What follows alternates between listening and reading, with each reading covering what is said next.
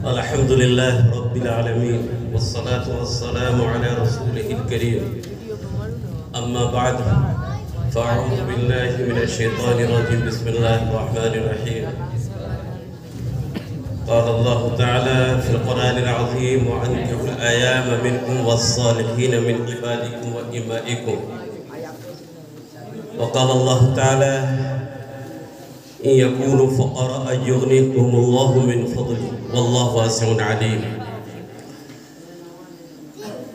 قال النبي صلى الله عليه وسلم الدنيا كلها متاع وخير متاع الدنيا المرأة الصالحة أو كما قال عليه الصلاة والسلام قابل احترام بزرگوں معزز حضرات اور ہمارے درمیان مقدس اور معزز ہستیاں تشریف فرما عزیز بچوں میری تقریر یا میری باتیں تو بارہا ہوتی رہتی ہیں میں یہ چاہ رہا تھا کہ میں اپنے مہمان جو آنے والے مفتی صاحب ہیں ان کو زیادہ سے زیادہ وقت دیا جائے اور ان کی نصیحانہ کلمات سے ہم خود بھی مستفیض ہوں اور آپ لوگ بھی مستفیض ہوں انشاءاللہ وہ ہوگا اور اس کے بعد انشاءاللہ اس شاندار عظیم و شان مسجد کا افتتاح بھی نماز کے ذریعے سے آج ہی مبارک اور سعادت وقت اور سعادت ہستیوں کے درمیان اور ان کی جماعت کے ساتھ ہم لوگ آغاز کریں گے انشاءاللہ حضرات گرامی یہ موقع تو دونوں اہم موقع ہے اور اللہ کی نعمت اور قیمتی نعمت سے بھرپور موقع ہے ایک موقع آج ولیمہ آپ نے کھایا ہے نکاح کا موقع ہے جو حافظ نور الزمان صاحب کا نکاح ہوا اور پھر دوسرا موقع کی عظیم الشان مسجد کے اندر بیٹھے ہوئے ہیں اور اس میں ہم پہلی نماز ادا کریں گے دونوں موقع بہت قیمتی موقع ہے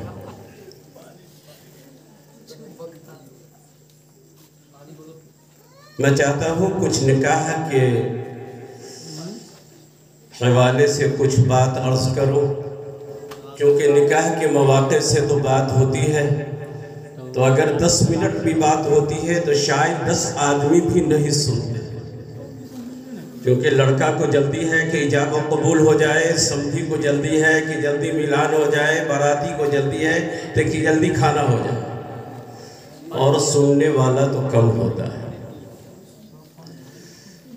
ایک جگہ میں نکاح کے موقع سے کوٹھ بننا ایک گاؤں ہے جہاں میں نکاح کے موقع سے حضرت مولانا قاسم صاحب محدث تشریف فرما تھے ان کو ایجاب قبول کرانا تھا اور خطبہ کی وضاحت مجھے کرنی تھی حضرت ماشا قاسم صاحب محدث نے کہا کہ قمر آپ خطبہ بھی پڑھ دو اور خطبہ کی تشریح کر دو میں نے حکم کی تعمیل کرتے ہوئے خطبہ بھی پڑھا اور خطبے کی تھوڑی سی تشریح کی اس میں ایک صاحب تھے شاید جذبات میں بھی تھے اور کچھ مستی میں بھی تھے وہ کھڑے ہوئے اور انہوں نے برجستہ کہا سب کے سامنے حضرت میں تقریر سننے کے لیے نہیں آیا ہوں میں کھانے کے لیے آیا ہوں میں نے کہا بہت اچھی بات ہے آپ کھانا بھی کھائیں اور تقریر بھی سن لیں تو ایسے لوگ بھی ہوتے ہیں بہرکیف میں نے ابھی قرآن کریم کی جو آیت پڑھی ہے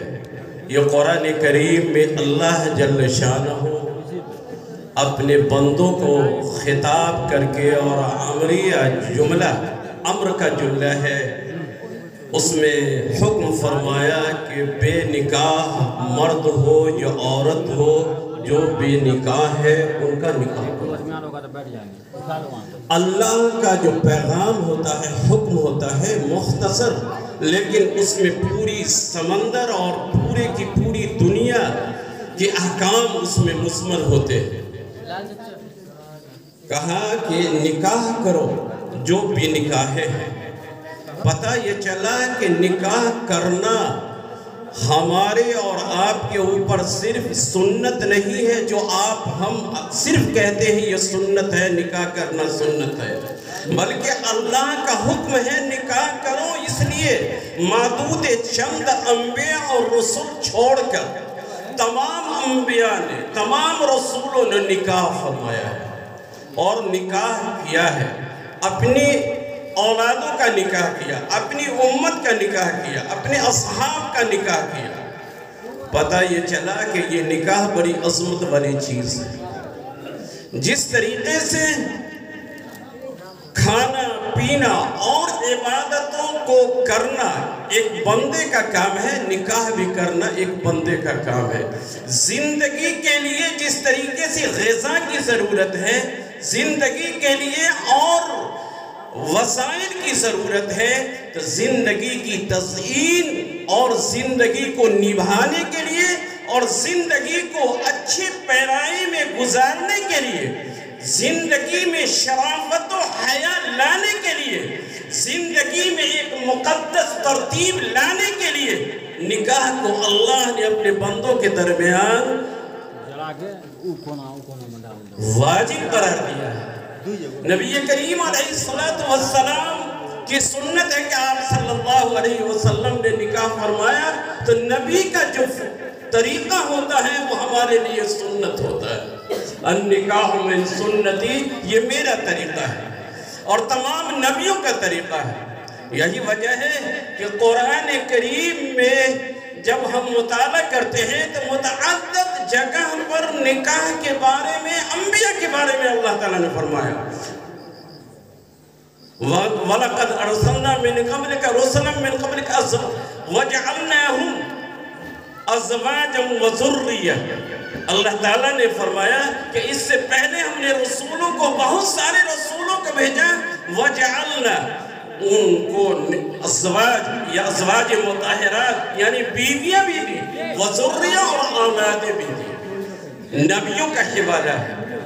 اور یہاں پر اللہ تعالیٰ نے حکم دیا کہ تم نکاح کرو، اور آگے فرمایا، غور کیجئے، والصالحین، نیک لوگ بھی نکاح کریں، اچھے لوگ بھی نکاح کریں۔ نیک لوگ کون ہوتے ہیں؟ اللہ کے ولی، اللہ کے دوست، اللہ کے قانون پر عمل کرنے والے، یہ صالحین کہلاتے ہیں۔ اللہ نے عام حکم دیا وَأَنكِحُوا الْأَيَامَ مِنْكُمْ، تم میں سے جو بھی ہو اس کا نکاح کرواؤ جو بے نکاحی ہے۔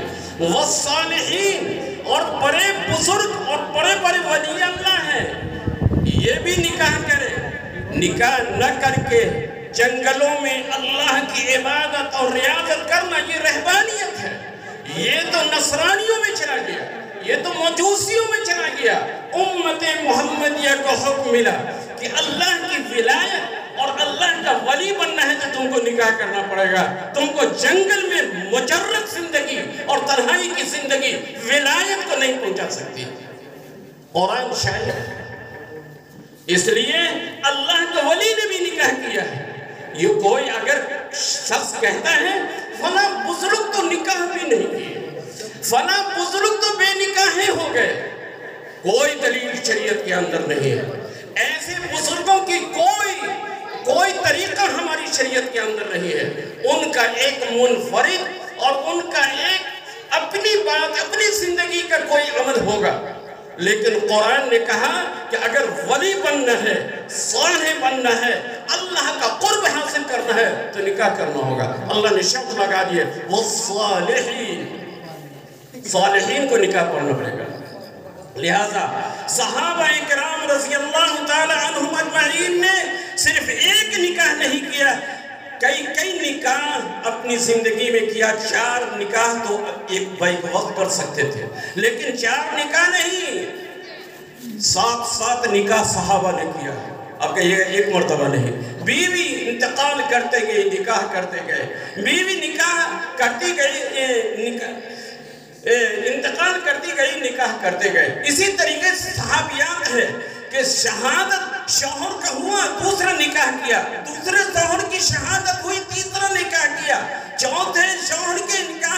حضرت عاتقہ رضی اللہ تعالیٰ عنہ کہتے ہیں کہ جب بھی نکاح کیا تو ان کے شوہر کی شہادت ہو گئی. آج کے زمانے میں کہتے ہیں کہ یہ بڑا بدبخت عورت ہے، اور جب بھی نکاح کرتی ہے تو شوہر شہید ہو جاتا ہے. لیکن آپ کو معلوم ہے حضرت عمر رضی اللہ تعالیٰ عنہ سے نکاح ہوا تو حضرت عمر رضی اللہ تعالیٰ عنہ شہید ہو گئے. لیکن اس کو کوئی برا نہیں سمجھ سکتا. شہادت بہت عظمت والی چیز تھی. اس لیے ولایت اور اللہ تعالیٰ کا قرب حاصل کرنا ہے تو یہ بھی نکاح اپنی زندگی میں لانا ہوگا، جس سے آپ میں اور ہمارے اور معاشرے کے اندر عفت، عظمت، عظمت اور تمام چیزیں اللہ تعالیٰ عطا کرتا ہے. اور یہی نہیں، جس گھر میں نکاح ہو جائے اور رسول اکرم صلی اللہ علیہ وسلم کی شریعت کے مطابق ہو جائے تو آقا کا فرمان ہے، سن لو، نکاح تمہارے گھر کی برکت آ رہی ہے. یہ ذریعہ برکت ہے، لیکن آقا کی شریعت کے مطابق کرنا ہوگا.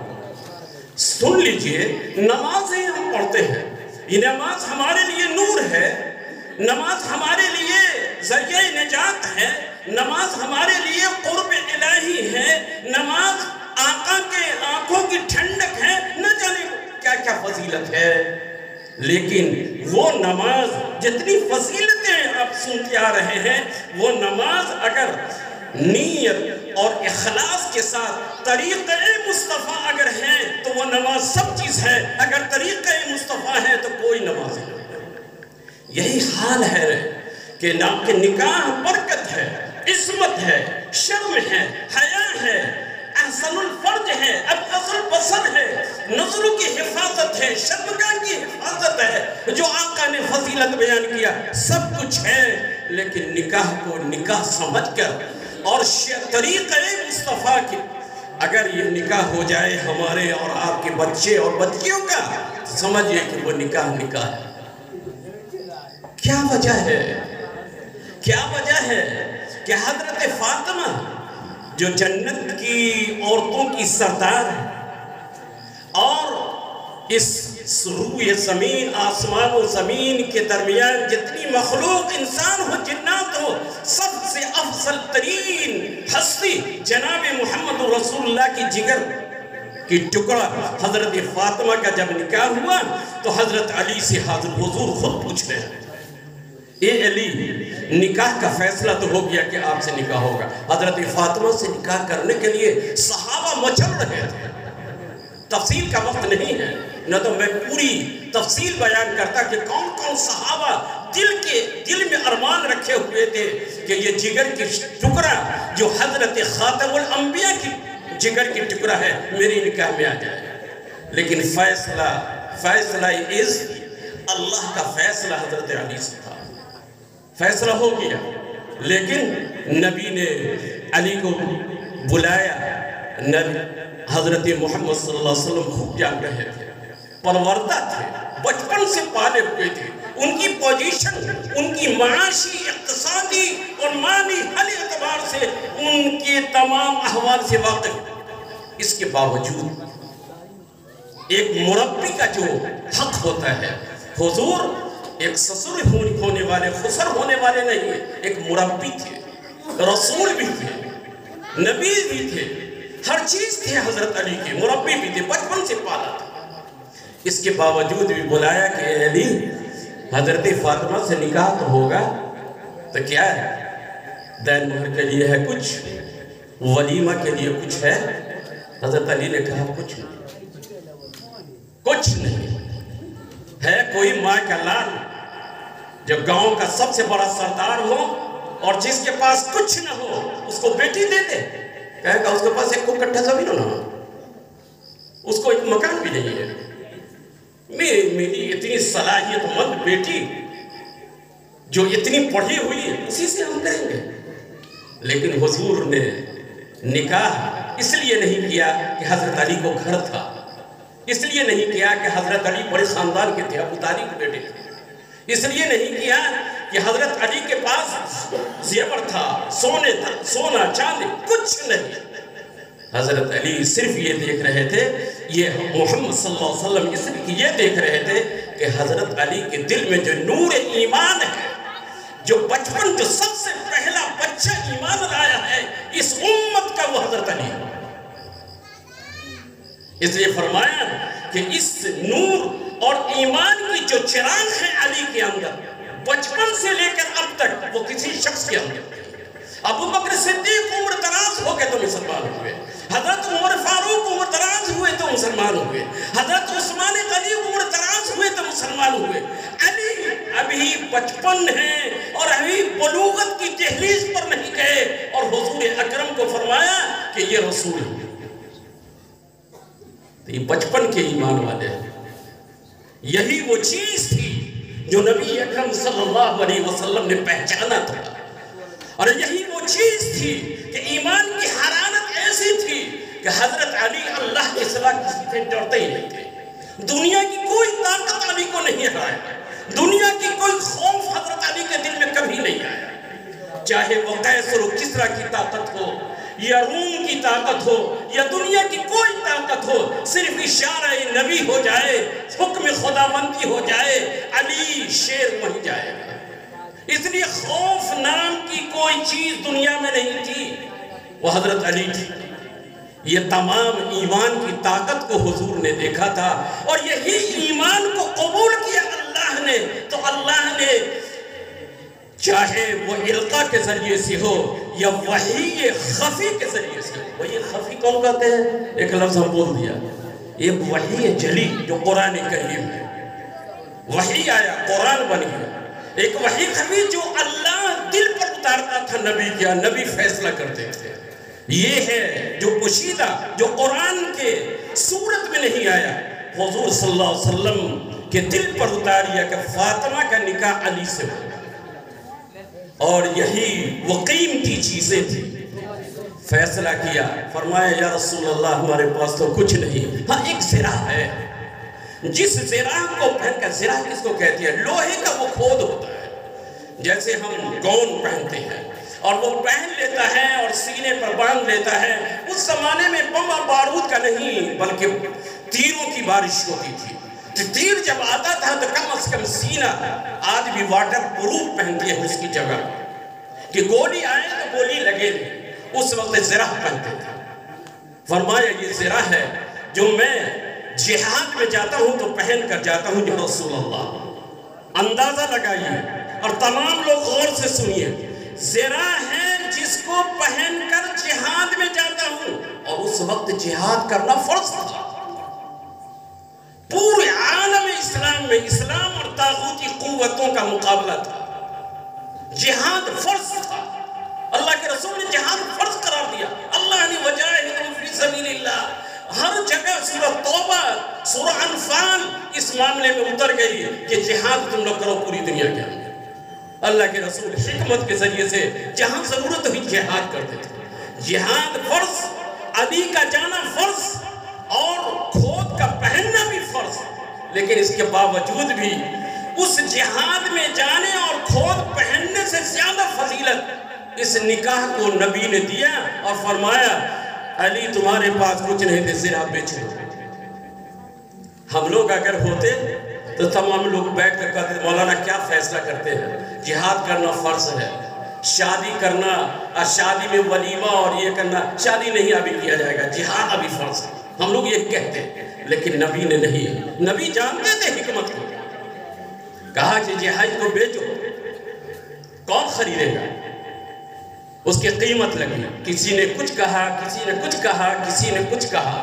لیکن حضرت عثمان غنی اس موقع سے بہت فائدہ اٹھاتے تھے، بہت فائدہ اٹھاتے تھے. اس لیے عثمان غنی نام رکھا گیا. ذی النورین، دو بیٹی حضرت عثمان کے نکاح میں نبی کی گئی ہے.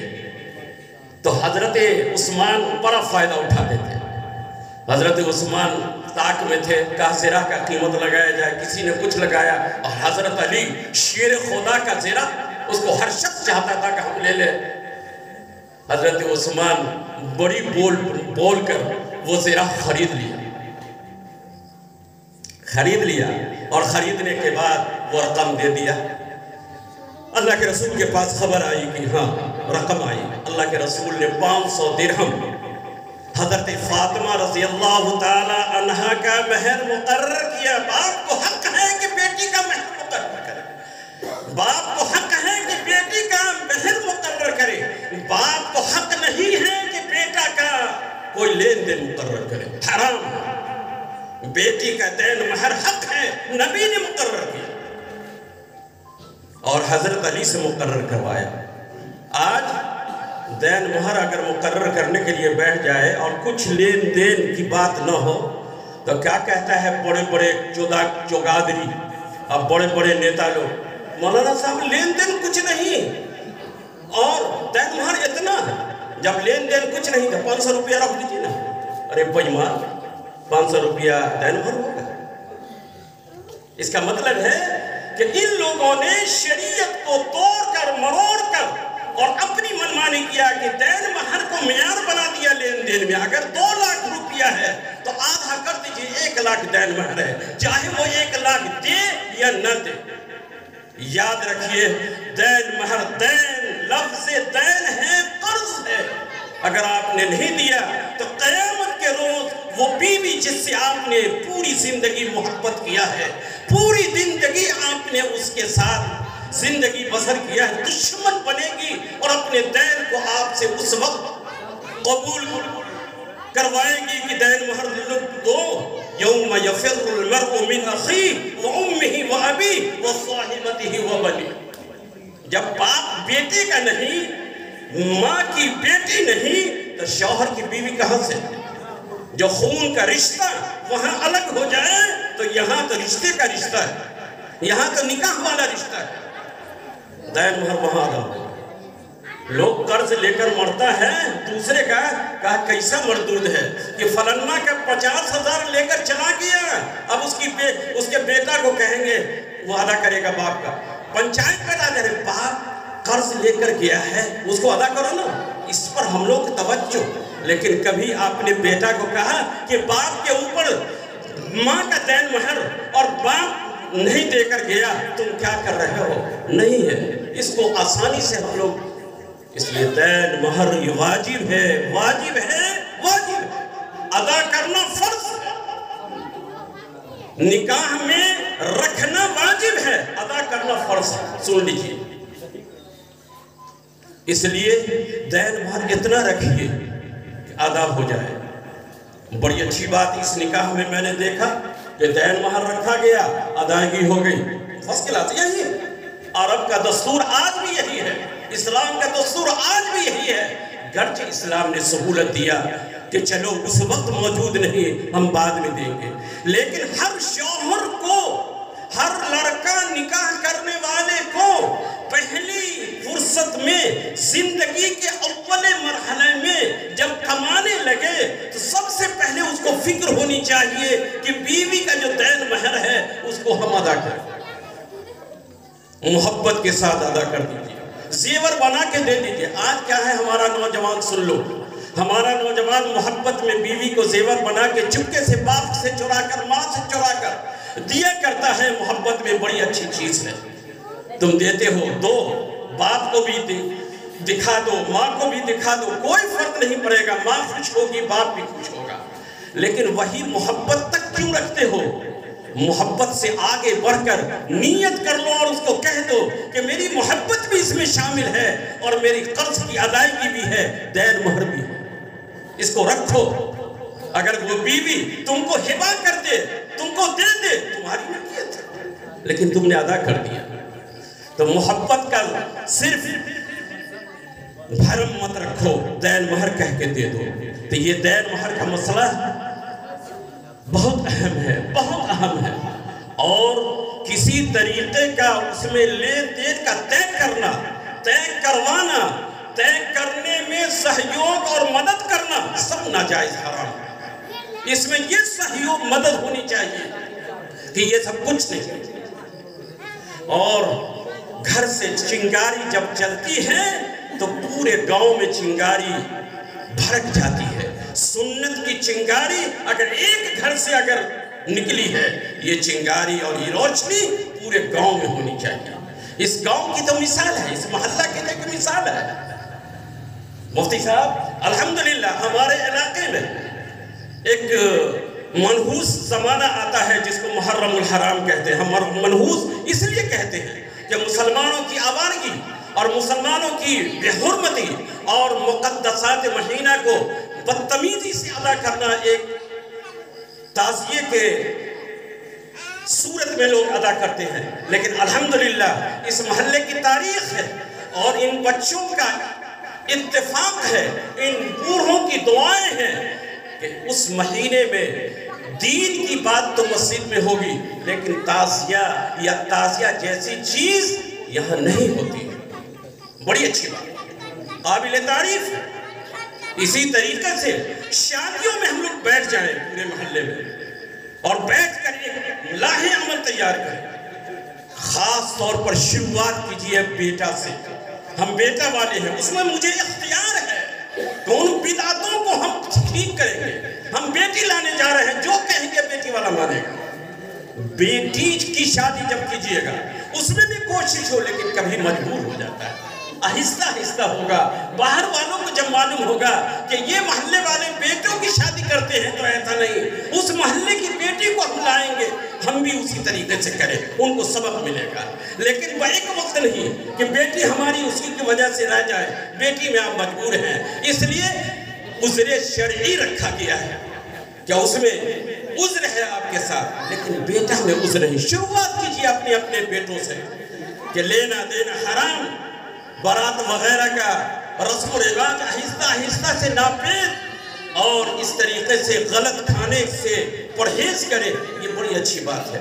تو قرآن، ہم دوسری طرف جا رہے تھے، قرآن نے کہا والصالحین، نکاح کرنا قرب الہی ہے، نکاح کرنا صلحاء کی سنت ہے، علماء کی سنت ہے، انبیاء کی سنت ہے اور رسولوں کی سنت ہے۔ اور آگے قرآن نے کیا کہا معلوم ہے؟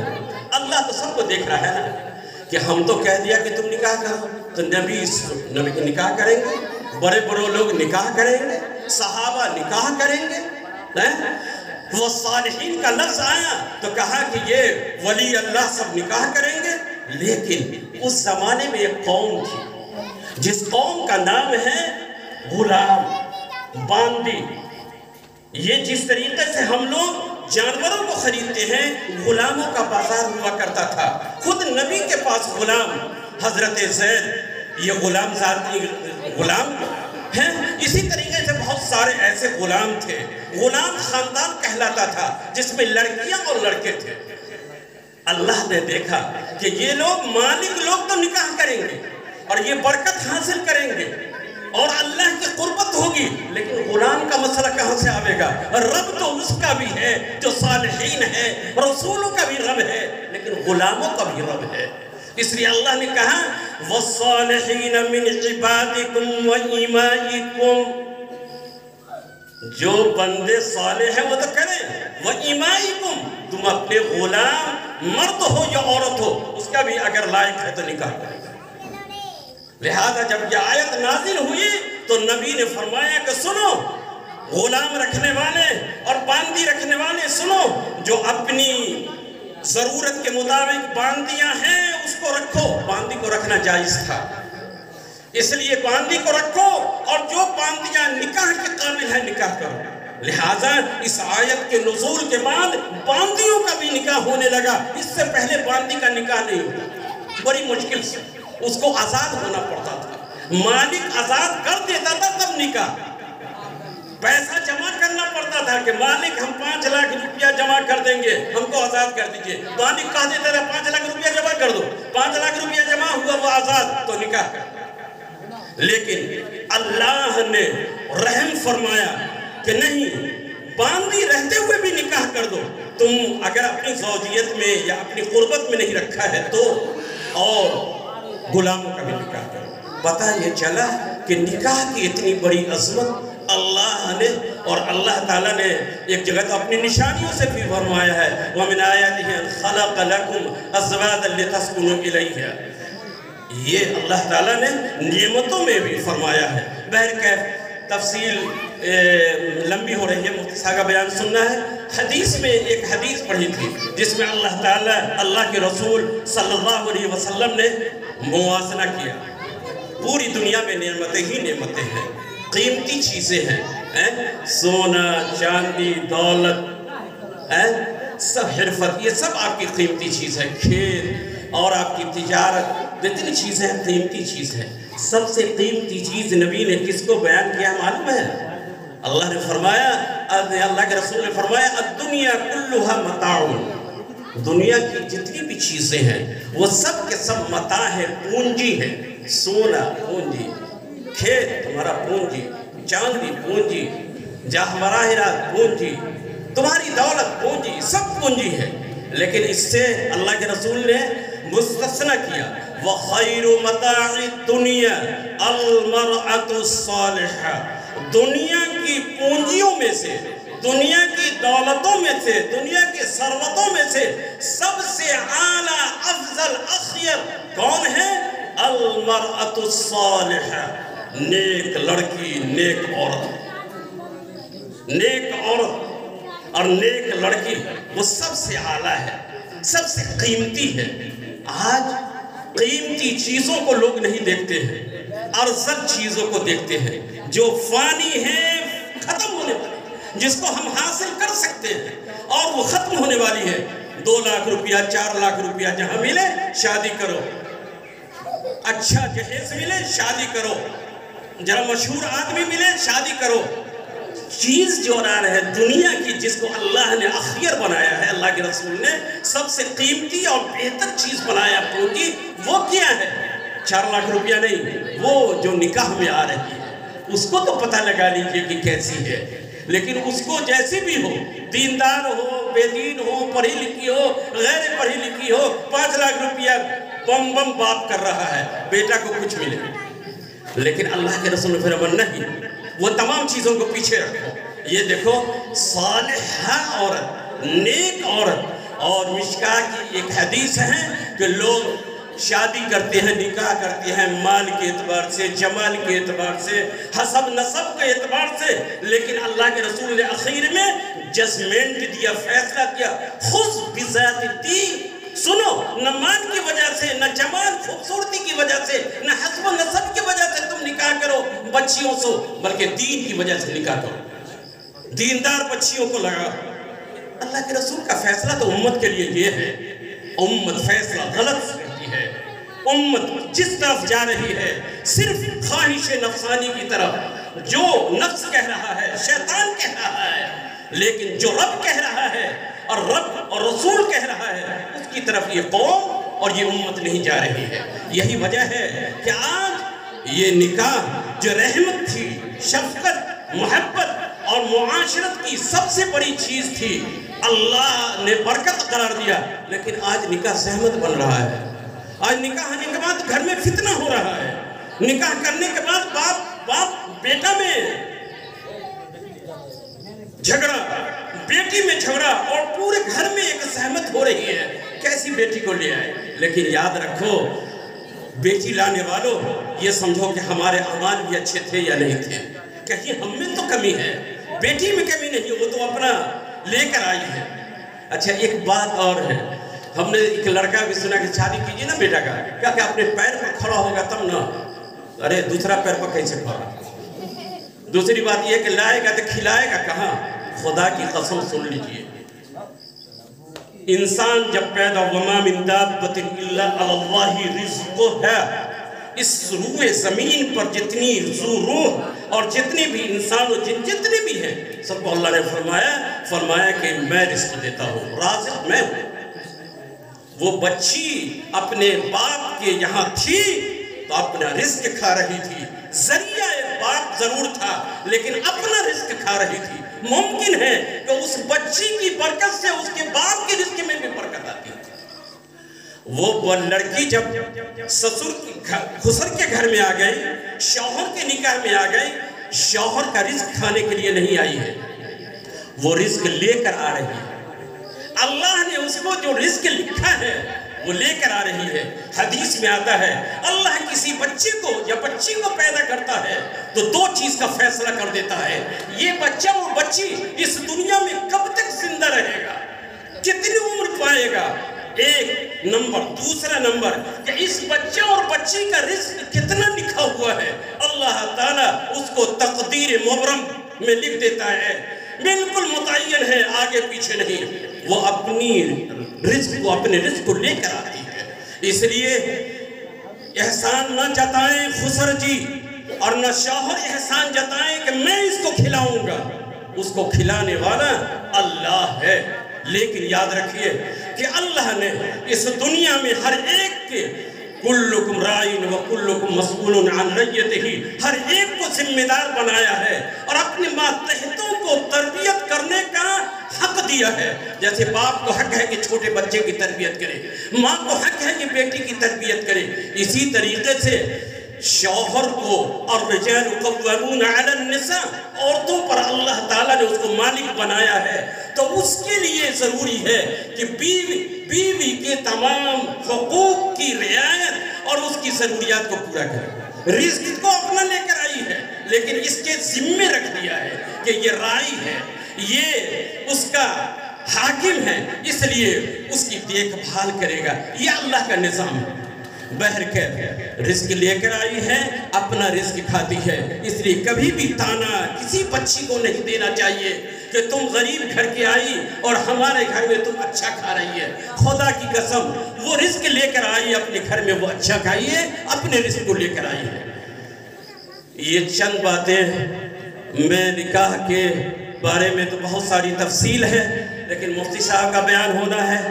دوسری چیز، یہ مسجد جب چھت اس کی ہو رہی تھی اس وقت میں آیا تھا اور دعا کر کے گیا تھا۔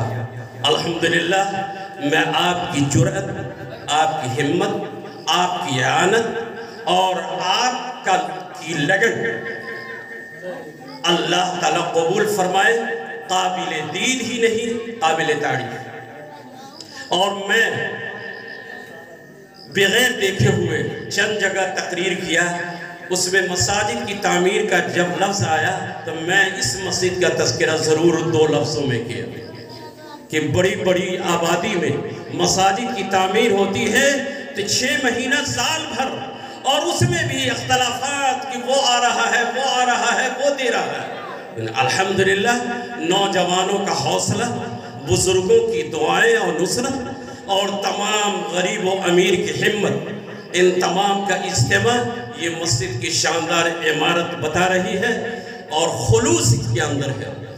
اور اگر ہم تمام لوگوں نے خلوص کے ساتھ بنایا ہے اور یقیناً بنایا ہے، یقین جانیے کہ اس میں تو ابھی لال بھائی سنا رہے تھے کہ صرف آج کی نسلوں ہی کا حصہ نہیں رہا اس مسجد میں۔ بات جگہ ہے کہ نئی مسجد بن رہی ہے جو فی زمانہ موجودہ زمانے کی نسل ہی کی سب کچھ ہے، آباء و اجداد کی کچھ نہیں ہے، لیکن اس مسجد کی ایک شان ہے کہ جو موجودہ نسل اور موجودہ جو لوگ ہیں ان لوگوں کی قربانی تو ہے، لیکن آباء و اجداد نے جس اینٹ کو رکھا اور وہ اینٹ اس مسجد سے نکلی اور وہی اینٹ سے اس مسجد کی تعمیر ہوئی، پتہ یہ چلتا ہے کہ اللہ نے ان بزرگوں کو اور اسلاف کو اور ان قبرستان میں سوئے ہوئے لوگوں اور بچے ہوئے لوگوں کے پیسوں کو اور اینٹ کو ایسا قبول کیا کہ اب تک قبولیت سے نوازا، اور اب اس مسجد کی تعمیر ہوئی، آگے والی نسل تا قیامت جب تک یہ مسجد رہے گی ان بزرگوں کو بھی ان کے اینٹ کا ثواب ملتا رہے گا۔ ایسا کم ہوتا ہے، ایسا کم ہوتا ہے، ساری چیز موجودہ نسل خرید کر دیتی ہے، اور یہاں تو اینٹ ان کی ہے جو اسلاف نے دیا تھا۔ یہ بھی بہت بڑی بات ہے، یہ بھی ایک تاریخ ہے اور سنہرے لفظ سے لکھنے کے لائق ہے۔ بڑی اچھی بات ہے کہ ان حضرات کا بھی حصہ، ہم لوگوں کا بھی حصہ، اور ضرورت یہ ہے کہ مسجد گننے کے لیے اور دکھانے کے لیے تعمیر نہیں ہوتی۔ مسجد کی تعمیر جو کرتے ہیں اس میں بات ختم کرتا ہوں اس آیت پر، اللہ نے 5 خاصیت رکھی ہے، بس یہی خاصیت والے مسجد کی تعمیر بھی کرتے ہیں اور مسجد والے کہلاتے ہیں۔ اگر یہ خاصیت ہم لوگوں میں نہیں ہے تو ہم لوگ مسجد کی تعمیر کرنے والے نہیں ہیں۔ سن لیجئے، میں نے کہہ رہا ہوں، اللہ کے الفاظ میں کہہ رہا ہوں، قرآن کریم کہہ رہا ہے، انما یعمر مساجد اللہ من آمن باللہ والیوم الآخر واقام الصلاة وآت الزکاة ولم یخش الا اللہ۔ یہ 5 خوبیاں۔ ایک آیت پیچھے گزری ہے، اللہ نے فرمایا کہ اگر وہ مسجد بنا دے تو ہم قبول نہیں کریں گے، لیکن یہ 5 خوبی والا مسجد بناوے تو ہم قبول کریں گے۔ کس کو کہا کہ مسجد بنا دے تو قبول نہیں کریں؟ ما کان للمشرکین ان یعمروا مساجد اللہ شاہدین علی، یہ مشرکین اگر مسجد بنائے جس کی زندگی میں شرک پائی جائے اور کعبۃ اللہ کا وہ بدل بنا دے، ہم قبول نہیں کریں گے۔ ابرہا مشرک تھا، مکہ المکرمہ کا یمن میں انہوں نے بدل بنانا چاہا تھا، اللہ نے قبول نہیں کیا، ابرہا کے تمام لشکروں کے ابابیل سے برباد کر دیا، نہیں قبول کیا۔ یہی ہے مشرکین کا قبول نہیں۔ لیکن جو مسجد بناتے ہیں اللہ قبولیت سے نوازتا ہے، وہ کون لوگ ہیں؟ انما یعمر مساجد اللہ، بے شک بلا شک اللہ تعالی کی مساجد سجدہ گاہ تعمیر کرتے ہیں، بناتے ہیں وہ لوگ۔ پہلی شرط من آمن باللہ، جو اللہ پر یقین کرتے ہیں، ایمان رکھتے ہیں، دل سے بھی ایمان رکھتے ہیں، زبان سے بھی ایمان رکھتے ہیں۔ آج تو زبان سے ایمان والا لیکن دل ایمان سے خالی ہوتا ہے، اس لیے دل والا ایمان ہونا چاہیے۔ دل سے جو ایمان ہوتی ہے، حرام و حلال کا امتیاز ہوتا ہے، کون عمل اللہ کا پسند ہے اور کون عمل اللہ کو پسند نہیں ہے، وہ ایمان اس کا فیصلہ کرتا ہے۔ آج تو ایمان ہی نہیں، ایمان بکتا ہے۔ 500 روپے میں اور 1000 روپے میں ایمان بکتا ہے، 1000 روپے میں ایمان خریدا جاتا ہے۔ ایسا ایمان والا نہیں۔ اللہ نے فرمایا کہ ایمان والے وہ ہیں جو اللہ پر ایمان رکھتے ہیں، وہ تو مومن ایک شخص۔ دوسرا یہ ہے من آمن باللہ والیوم الآخر، اور وہ شخص دوسری صفت جو آخرت پر ایمان رکھتا ہے کہ آخرت میں ہم کو سب کچھ ملنا ہے، ایک اینٹ کا بدلہ آخرت میں ملنا ہے۔ اللہ نے فرمایا بن اللہ لہو بیتن فی الجنہ، کہیں ہے بن اللہ لہو مثلہ، اللہ تعالیٰ اس کے مثل جنت بنائے گا۔ اس پر یقین کرنا ہے، یقیناً جنت ملے گی، یقیناً اس کا عوض ملے گا۔ آخرت پر، موت پر یقین کرنا ہے، اس کے حشر و نشر پر یقین کرنا ہے، آخرت کے ایک ایک چیز پر جو آقا نے فرمایا کہ یقین کرنا۔ دوسری صفت، تیسری صفت من آمن باللہ والیوم الآخر واقام الصلاۃ، اور نماز پڑھنے والے مسجد کی تعمیر کرتے ہیں۔ ہم کو دیکھنا ہے کہ جہاں ہم کود کود کر اینٹ لایا کرتے تھے، ہم نے یہ بھی دیکھا ہے کہ راتوں رات یہاں کا نوجوان اور عورتیں اپنے سروں پر مٹی اٹھا کر مسجد میں رکھا، مبارک ہو۔ لیکن اللہ کا پیغام یہ ہے کہ وہ اینٹ اور مٹی جو سر پر رکھا ہے وہ تمہارا قبول اسی وقت ہو سکتا ہے جب اس صفت کے آ جاؤ، اقام الصلاۃ۔ مسجد کی آبادی بھی ہونی چاہیے، مسجد آباد بھی، نماز والے بھی بن جاؤ، نمازی بھی بن جاؤ۔ ہمارے اس محلے کا ایک ایک نوجوان مسجد والا ہو جائے اور مسجد بنانے والا ہو جائے۔ اب مسجد بنانے والا کب؟ اللہ نے فیصلہ کر دیا واقام الصلاۃ، نماز پڑھنے والا ہی مسجد کا تعمیر کرنے والا ہو، شرط لگا دیا۔ یہ میں نہیں بول رہا ہوں۔ اور تیسری شرط کیا ہے؟ وآت الزکاۃ، یہ بھی فرض ہے کہ زکوٰۃ ادا کرنے والا بھی ہو، زکوٰۃ کو فرض سمجھے اور اللہ تعالیٰ مال و دولت دے تو اس کو زکوٰۃ دے۔ اگر اس کو فصل ہم کے آبادی ہم لوگ کرتے ہیں، کھیتی کرتے ہیں، اس میں بھی شریعت کہتی ہے اس کو بھی ہم ادا کریں، اگر پیسہ ہے تو اس کو ادا کریں، تو زکوٰۃ دینے والا بھی ہو۔ مدینے کے اندر وہ نبی کے بعد کچھ ایمان والے کہلاتے تھے لیکن زکوٰۃ کا انہوں نے انکار کر دیا کہ نبی کے زمانے میں تو زکوٰۃ ادا ہوتا تھا، اب زکوٰۃ نہیں۔ حضرت ابوبکر صدیق نے کہا ہم اس سے جہاد کریں گے۔ وہ مسجد والا نہیں، وہ ایمان والا نہیں، جو قرآن نے فیصلہ کر دیا، نبی نے فیصلہ کر دیا، زکوٰۃ کا انکار کرتا ہے، ہم جہاد کریں گے۔ جہاد کے لیے تیار ہو گئے۔ حضرت عمر کہنے لگے ابھی نبی کا زمانہ گزرا ہے، ابھی ٹھہر جائیے، کہا نہیں نہیں، ہم اس سے جہاد کریں گے۔ یا تو اقرار کرے کہ زکوٰۃ فرض ہے، تو نبی چوتھی صفت ہے کہ زکوٰۃ کو فرض سمجھے اور زکوٰۃ بھی ادا کرے۔ پانچویں صفت، مسجد کا تعمیر کرنے والا کون ہے؟ وَلَمْ يَخْشَ إِلَّا اللَّهِ، اللہ کے سوا کسی سے ڈر نہیں، کسی بھی معاملے میں نہیں، جو کچھ ہے اللہ ہے، اللہ سے ڈرنا ہے، اللہ کی ذات کو اپنے سامنے رکھنا ہے، چاہے دکھ ہو، تکلیف ہو، آرام ہو، نعمت اور راحت کی زندگی ہو، ہر معاملے میں اللہ سے ڈرنا ہے۔ اگر اللہ کا کوئی حکم آ جائے اور کوئی دنیا کی طاقت آ جائے تو اللہ کا حکم ہم آگے رکھیں گے، اور اس کے بعد اللہ پہ سپرد ہو کر وہ کام آگے بڑھائیں گے۔ تو صرف اللہ کا ڈر ہو۔